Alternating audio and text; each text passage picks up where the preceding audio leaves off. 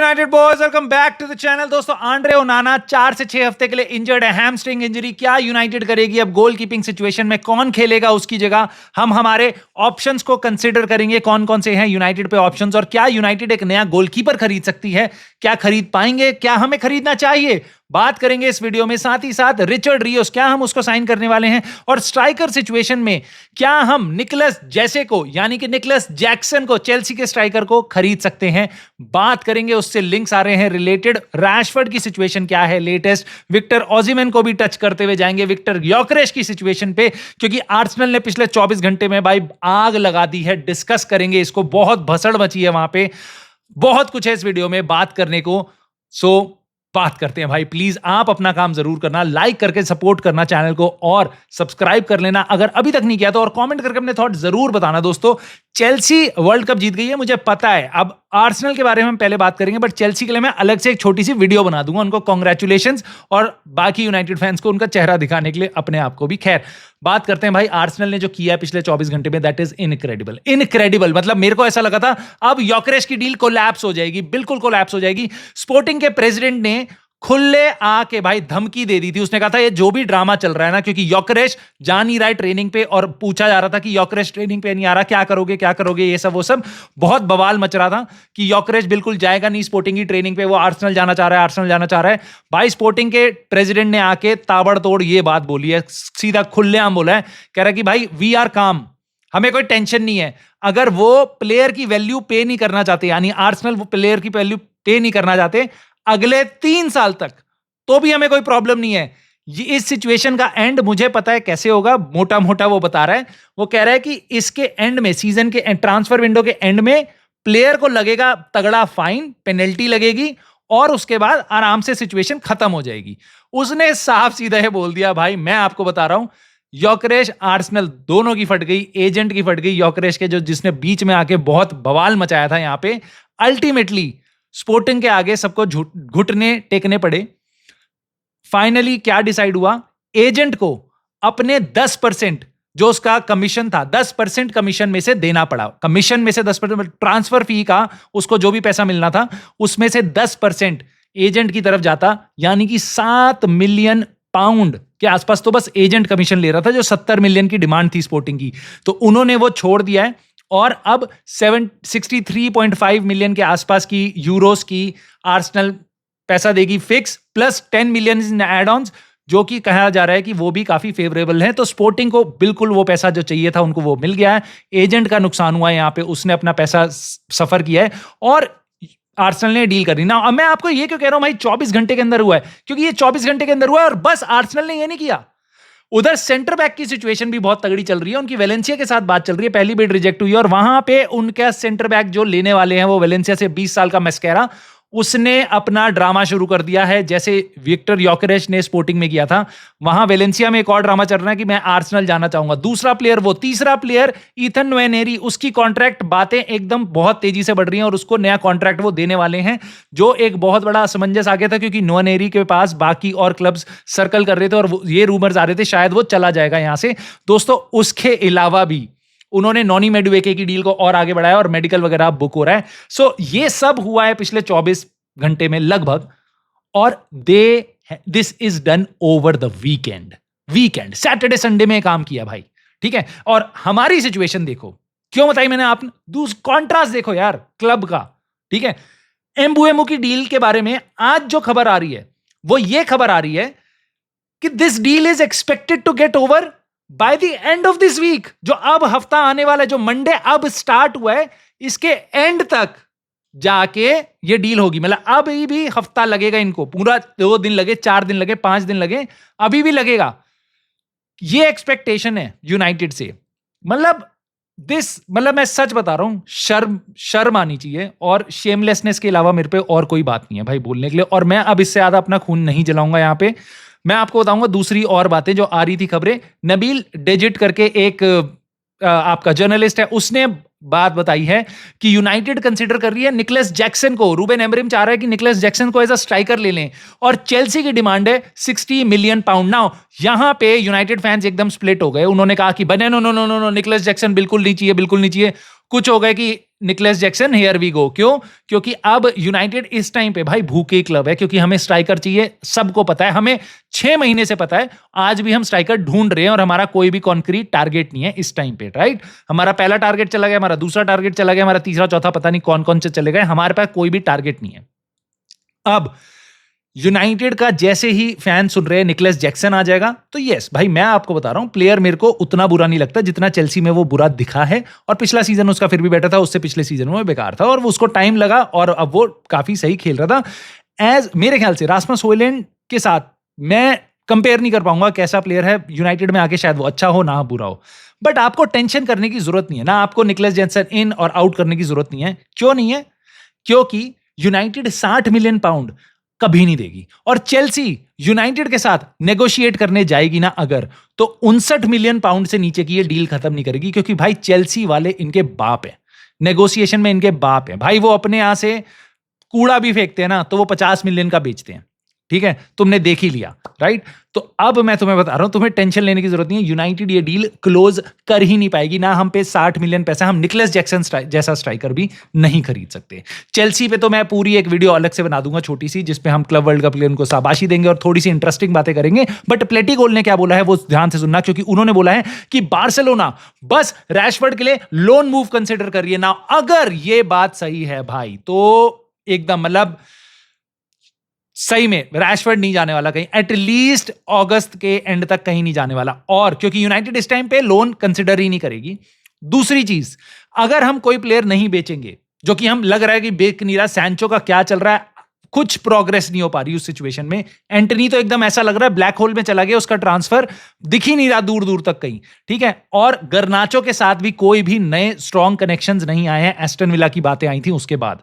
Now आप ये consider करो कि अब अगर रैशफोर्ड भी नहीं बिकता तो यूनाइटेड नेक्स्ट प्लेयर को खरीदेगी कैसे? क्योंकि अब इनियोस और ग्लेजर्स के कारण हमारी ये हालत है कि हम किसी प्लेयर को बेचने की जगह हम खरीद नहीं पाएंगे, ठीक है? गोल कीपिंग सिचुएशन इससे सबसे ज्यादा इंपैक्ट होगी, स्ट्राइकर सिचुएशन इससे सबसे ज्यादा इंपैक्ट होगी, कि वो दोनों इमरजेंसी सिचुएशंस है। नाउ फब्रिज़ो रोमानो ने आके कुछ बोला है यहां पे, उन्होंने बोला है कि Barcelona is are discussing internally कि भाई रैशफोर्ड के साथ क्या करना है। उन्होंने ये नहीं बताया कि वो बस वो लोन कंसिडर कर रहे हैं, वो पैसा देने को तैयार है, क्या होगा, बट मैं आपको इतना गारंटीड बोल सकता हूं, जहां बार्सिलोना इन्वॉल्व है वो सीधी साधी डील नहीं करेगी। वो जो भी होगा ये कॉम्प्लिकेटेड ही होगा, और जितना टाइम यूनाइटेड लेती है ये भसड़ मचेगी। अगर ये डील आगे बढ़ती भी है तो बहुत भसड़ वाली डील होगी, और इस टाइम पे फब्रिज़ो रोमानो बता रहा है कि वो इंटरनली डिस्कस कर रहे हैं। मतलब उनकी पहली प्रायोरिटी थी निको विलियम्स, उसके लिए वो इंटरनली काफी क्लियर थे, लुइस डियाज के लिए क्लियर थे, रैशफोर्ड के लिए अभी उनको डिस्कशन चाहिए, जबकि वो 1 महीने पहले ऑलमोस्ट बात कर चुके हैं मार्कस रैशफोर्ड से, उसके रिप्रेजेंटेटिव से। सो अब I am really getting concern, क्योंकि बार्सिलोना और रैशफोर्ड ये मुझे होता हुआ बहुत कॉम्प्लिकेटेड दिखाई दे रहा है दोस्तों। एक और चीज है जो बहुत कॉम्प्लिकेटेड है, लेकिन आप देखो लेवल क्लब्स का, गैलाटासराय को लिटरली पानी पिला दिया नेपोली ने नेगोशिएशन में, क्योंकि नेपोली को भरोसा नहीं है कि ये पैसा कहां से देंगे। पहले तो उन्होंने 16 मिलियन यूरोज नेट पैसा दे रहे हैं विक्टर ओसिमेन को आफ्टर टैक्स। भाई 16 मिलियन यूरोज, जो रियली काफी अच्छी सैलरी है, और बेसिकली मेरे हिसाब से वो बंदा बिल्कुल डिजर्व करता है। विक्टर ओसिमेन बिल्कुल डिजर्व करता है, आज की डेट में वो वर्ल्ड का टॉप टैलेंट है, टॉप स्ट्राइकर है, राइट? उसके बाद नेपोली की डिमांड थी 75 मिलियन यूरोज। अब नेपोली नखरे कर रही है, वो बैंक एग्रीमेंट और बैंक डिपॉजिट्स वगैरह पता नहीं क्या क्या चीजें मांग रही है, गारंटीज मांग रही है, क्योंकि उनको लगता नहीं है कि ये डील पूरी वो पैसा देंगे, एंड में आके कोई गड़बड़ ना कर दे, कोई नेगोशिएशन, कुछ तो उसमें लीगल लोचा है। भाई गैलाटासराय ने अपने ऑफर रिजेक्ट होने के बाद जल्दी 1-2 दिन में अब वो उस लेवल पे आ गए हैं कि 40 मिलियन तुम्हें अभी दे रहे हैं पैसा हम यूरोज, और 17.5 2 इंस्टॉलमेंट में और दे देंगे, 2 साल में दे देंगे, मोटा मोटी बात ये है। तो भाई 17.5 35 यानी पूरा पैसा आपको हम दे देंगे। रिलीज क्लॉज में एक बार में नहीं दे रहे हम, 3 बार में आपको पूरा पैसा दे देंगे। अप फ्रंट आपको 40 मिलियन यूरो दे रहे हैं। मतलब ये एक एग्जाम्पल है एक छोटे से क्लब का, और मतलब ईपीएल के टॉप क्लब्स के कंपैरेटिवली गैलाटासराय कहीं स्टैंड नहीं करता ना।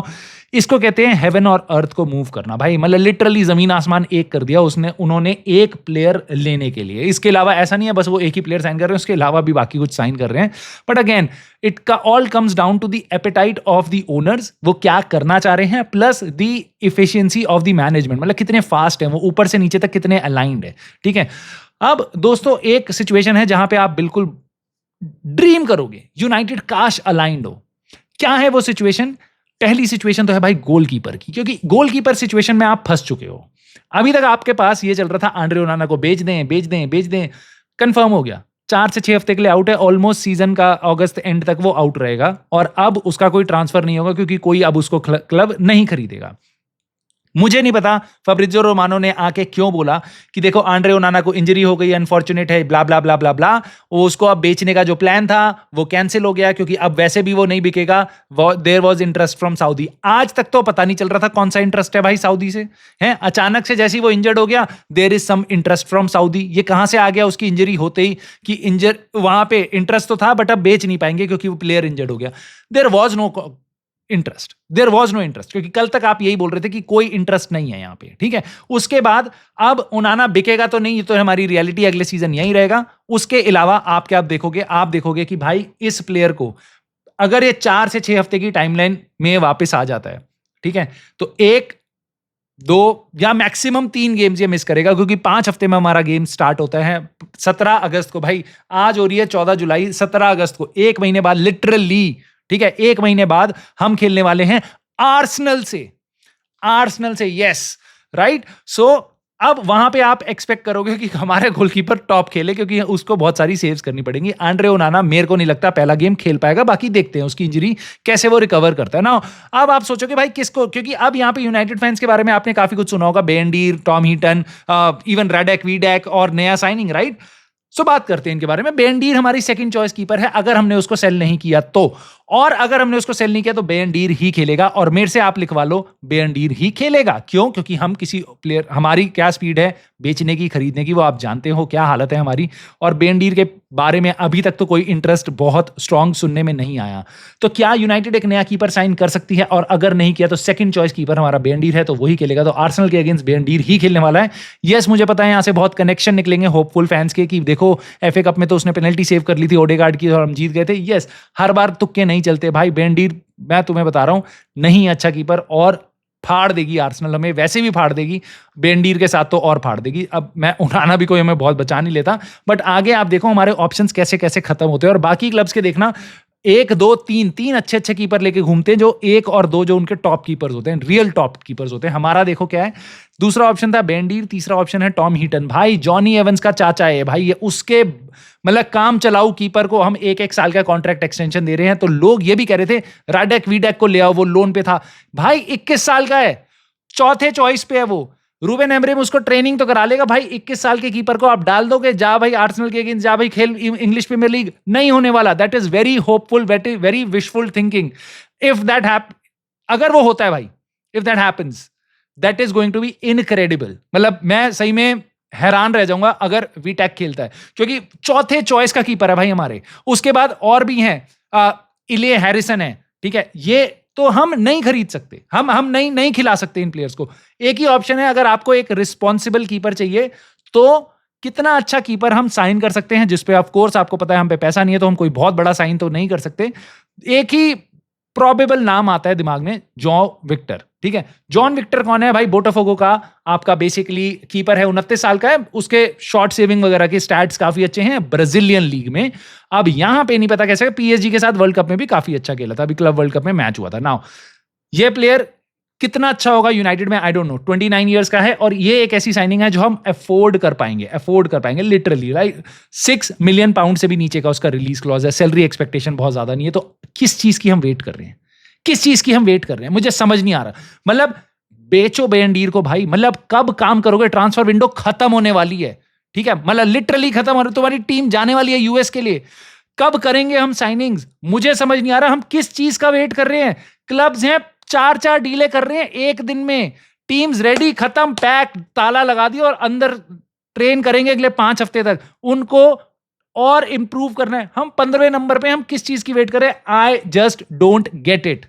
रिचर्ड रियोस के बारे में खबरें आ रही हैं भाई, मिडफील्डर, जो बहुत लोग कह रहे हैं भाई इसको साइन कर लो।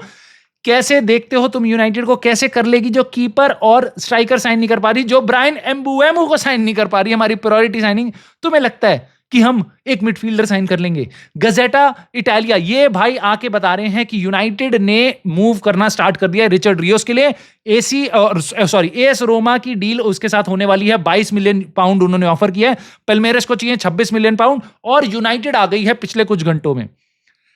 साफ सीधा भाई, मतलब मैं मेरी आंख और नाक और कान नहीं होते ना, तब भी मैं आपको ये बात बता देता कि ये डील नहीं है, यूनाइटेड यहां इंटरेस्टेड नहीं है। पहली चीज, यूनाइटेड पे पैसा नहीं है लगाने के लिए। दूसरी चीज, हम 25 मिलियन के मिडफील्डर को भी नहीं खरीद सकते हैं, शर्म की बात है। बट मोटी बात यह है कि यहां पे रोमा से ज्यादा पैसे निकलवाने के लिए यूनाइटेड का नाम यूज किया जा रहा है।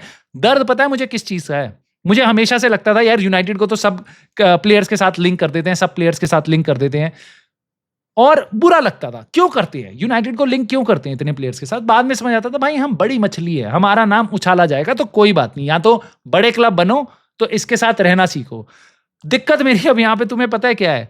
ये शायद साल भर की बात और है, और शायद 1 साल 2 साल उसके बाद यूनाइटेड को इसमें भी एकदम, मैं सच बता रहा हूं, मुझे ऐसा लगता है हमें इसके लिए भी यूज नहीं किया जाएगा, और वो कोई अच्छी बात नहीं है, वो कोई अच्छी बात नहीं है। इसका मतलब बस यही है कि हमारा डिक्लाइन होता जा रहा है। तुम्हारी आंखों के सामने, मेरी आंखों के सामने चेल्सी ने हमारे सामने वर्ल्ड कप उठाया है, उनके पास वो बिल्ला लगा के घूमेंगे अगले 4 साल तक। बहुत कुछ हो रहा है वहां पे, बहुत कुछ हो रहा है आर्सेनल में, बहुत कुछ हो रहा है सिटी में, बहुत कुछ हो रहा है लिवरपूल में, न्यूकासल में, एस्टन विला में। हमारे पास कुछ नहीं हो रहा, और ये सबसे बड़ा दर्द है भाई। मेरी आंखों के सामने मेरा क्लब नीचे से नीचे जाए जा रहा है। I don't know about you, but मैं आपकी राय जरूर जानना चाहता हूं, आपको कैसा लग रहा है आर्सेनल के बिजनेस पे जो पिछले 24 घंटे में मैंने आपको बताया, कैसा लगा आपको? How do you feel about that? Nicholas Jackson अगर यूनाइटेड साइन कर पाती तो तुम्हें लगता है कि वो एक ऐसा स्ट्राइकर होगा जिसको हमें साइन करना चाहिए? मुझे कमेंट करके ज़रूर बताना। क्या यूनाइटेड को रिचर्ड रियोस जैसे प्लेयर के पास जाना चाहिए, या फिर आपको क्या लगता है गोल कीपिंग सिचुएशन में यूनाइटेड को क्या करना चाहिए? क्योंकि भाई ये बहुत बड़ी समस्या है जो आपके सामने, मेरे सामने, रूबेन अमोरिम के सामने एकदम सामने है। किस कीपर को आप खिलाना चाहोगे, और आपको क्या लगता है जॉन विक्टर को हमें साइन करना चाहिए या नहीं? Let me know in the comments दोस्तों। प्लीज लाइक करके सपोर्ट करना और कमेंट करके बताना, और सब्सक्राइब कर लेना अगर अभी तक नहीं किया तो। And I will see you soon in the very next video.